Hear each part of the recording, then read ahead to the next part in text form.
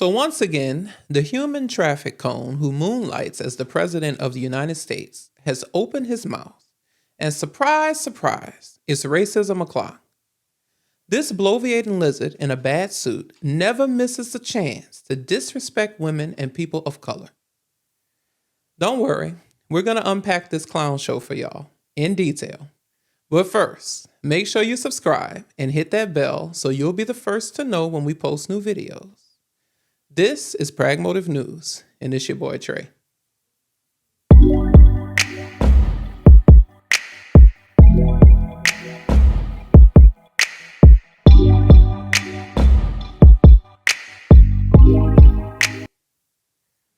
So over the weekend, Trump took to his social media website, Nothing But Lies Social, to declare war on the city of Chicago and to announce that he illegally changed the name of the Defense Department to the Department of War.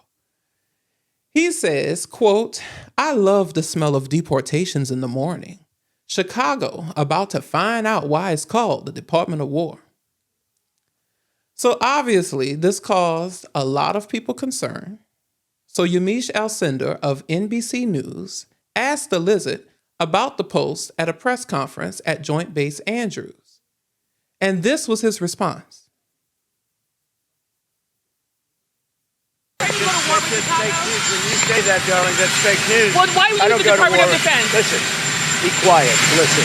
You don't listen. You never listen. That's why you're second rate. We're not going to war. We're going to clean up our cities. We're going to clean them up so they don't kill 5 people every weekend.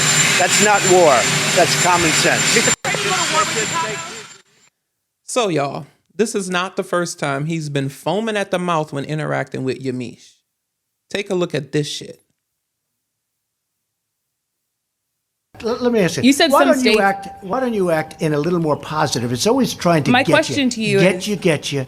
And you know what? That's why nobody trusts the media anymore. My That's question why to you is, how is that gonna Excuse impact? me, you didn't hear me. That's why you used to work for the Times and now you work for somebody else. Look, let me tell you something. Be nice. Don't Mr. be President, my threatening. question Don't is- be threatening. My first question is, you said that you don't take responsibility, but you did disband the White House pandemic office, and the officials that were working in that office left this administration abruptly. So what responsibility do you take to that? And the officials that worked in that office said that the White House lost valuable time because that office wasn't disbanded. What do you make of that? Well, I just think it's a nasty question because what we've done is, and Tony has said numerous times that we've saved thousands of lives because of the quick closing. I mean, you say we did that. I don't know anything about it. You don't know about the reorganization that happened at the National Security It's the administration. Council. Perhaps they do that. You know, people let people go. You used to be with a different newspaper than you are now. You know, things like that happen. But this was an Please go ahead. What do you say to Robert Mueller? He said that you're lying from your investigation. Let me just tell you something. I know you always have a question. He's lying by White House aides and campaign aides. You mean my White House aides lied? What about his aides? What about Mueller's aides? And then your answers are generally untruthful. What do you say to that? He's accusing you. He didn't say that at all. You're untruthful when you ask. You are untruthful when you ask that question. When you ask that question, you're untruthful. On the campaign trail, you called yourself a nationalist. Some people saw that as emboldening white nationalists. Now people are also I don't saying know why you'd that say the that. president. That's such a racist There are question. some people that say that now the Republican Party is seen as supporting white nationalists Oh, I because don't of your believe rhetoric. that. I don't What do believe you make that. of that? I don't believe it. I don't know. Why do I have my highest poll numbers ever with African Americans? Why do I have among the highest poll numbers with African Americans? I mean, why do I have my highest poll numbers? That's such a racist question. Honestly, I mean, I know you have it written down and you're going to tell me. Let me tell you, it's a racist question. And Mr. President, I love ask, it. You know what the word is? I love our country.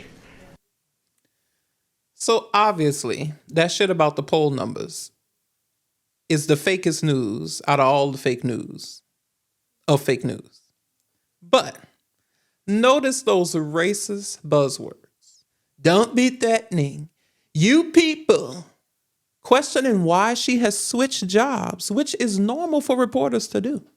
Then calling her a racist? Really? So you're accusing her of doing to you what you're doing to her. Okay. So Yamiche Alcindor is a highly professional journalist with an impressive resume. When she was in high school, she interned at the West Side Gazette newspaper and the well-known Miami Herald, while pursuing her undergraduate degree at Georgetown University. While there, she interned at the Seattle Times, the Washington Post, and the Miami Herald again. All right. She then went on to get a master's in broadcast news from NYU. Since starting her career, she has worked for Newsday, USA Today, NBC News, and MSNBC as a contributor, the New York Times, PBS NewsHour, and now NBC News again as their Washington correspondent. Look at these awards that she has earned right here on your screen. For the audio listeners out there, she has earned the Emerging Journalist of the Year Award from the National Association of Black Journalists, as well as the Gwen Ifill Tribute Award from Syracuse University. Gwen Ifill was one of her idols. So as you can see, she has more than earned her place at the table. Just so that she could be disrespected and constantly dismissed by an obviously racist and morally corrupt man who parades around as president? Yamiche tweeted in response to him telling her not to be, quote, threatening. Back in 2020, she said, President Trump today at the White House said to me, be nice, don't be threatening. I'm not the first human being, woman, black person, or journalist to be told that while doing a job. My take, be steady, stay focused, remember your purpose, and always press forward. So for context, now listen to him interacting with a white male reporter. We had some very good discussions. Good things could happen. Can you give us your reaction to South Korea's regret? They're calling it regrettable what happened with their workers at the Hyundai plant. Well, I'll speak to them. You know, look, it's a battery factory in that case, as I'm told.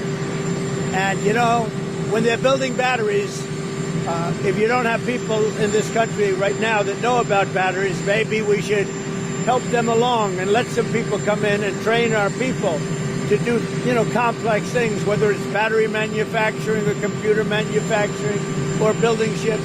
So we're going to look at that whole situation. We have a... Do y'all notice the difference? Nah.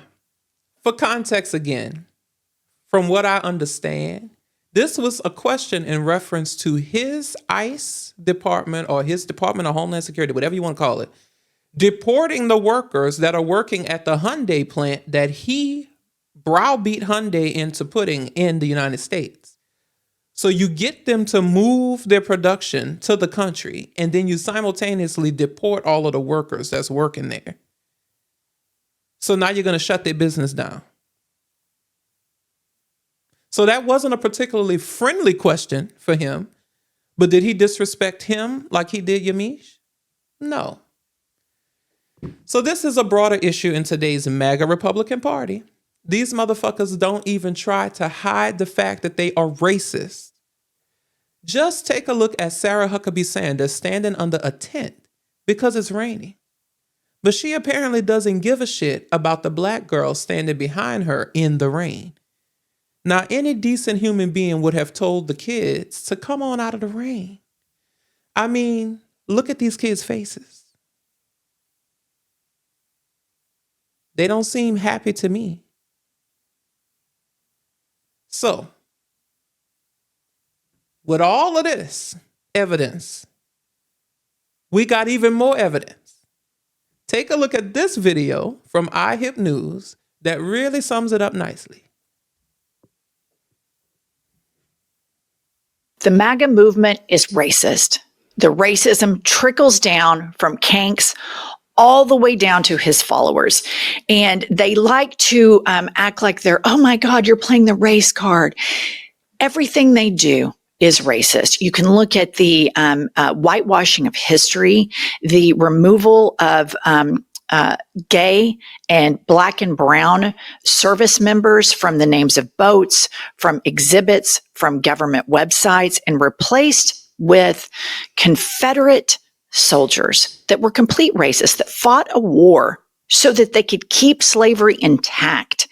And you have this whole thing of from Trump all the way down. They're now trying to whitewash the issue of slavery. Right. It's the most regressive thing on the planet. Well, if you're in MAGA, if you're in the Death Star, you need to be served a daily dose of justification for your racism. And nobody helps them justify this more than Fox News. Jesse Waters is an absolute propagandist and a bigot. And I want to give shout out to my gal over at Decoding Fox News who does the Lord's work. And she worked on this clip, and it is devastating to watch what millions of Americans consume all the time. And they feel nothing but better, and they salivate when they hear racism served up to them.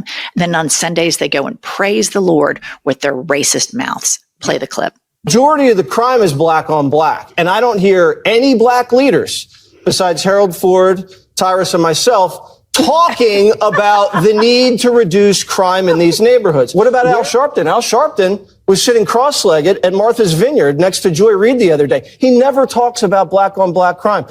Donald Trump should win an NAACP Image Award if he can clean up, don't laugh, if he could clean up these black communities, because it is a real problem. He can put it next to the Nobel Peace Prize. Black on black crime is going to keep raging if everyone's so afraid to talk about it. You can't arrest your way out of drugs, gangs, and broken homes, but it's a good start. Well, over 90% of the black victims of shootings are black. I didn't say that correctly, but you get the point. Trump has every right to use the guard to stop black gangs from killing. Over 90% of the shooting victims in D.C. are black. Trump believes Black Lives Matter. Do Democrats? We can't let DEI slow down the USA. The only thing that could have been worse if they had made it Blacker Barrel. No, my God. Okay. That would have been bad. This they can recover from. It seems like the politicians who don't experience crime want to keep the crime in the black neighborhoods.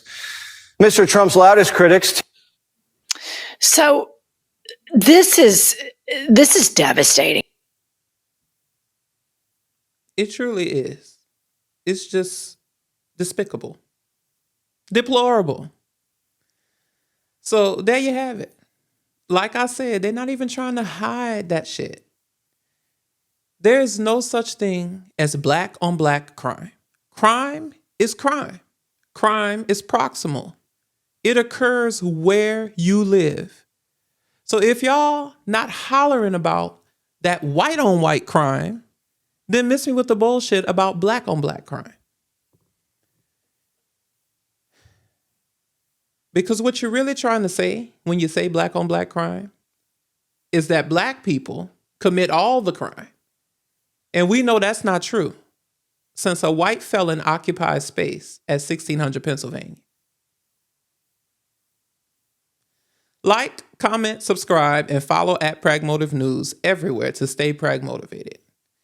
Also remember that you can find us across all of the major platforms like Spotify, Apple Podcasts, Audible, and iHeartRadio, so that you can listen to us even when you're out there on the go. So head on over there and follow us and leave us a review, because it really helps us out. Until next time, peace.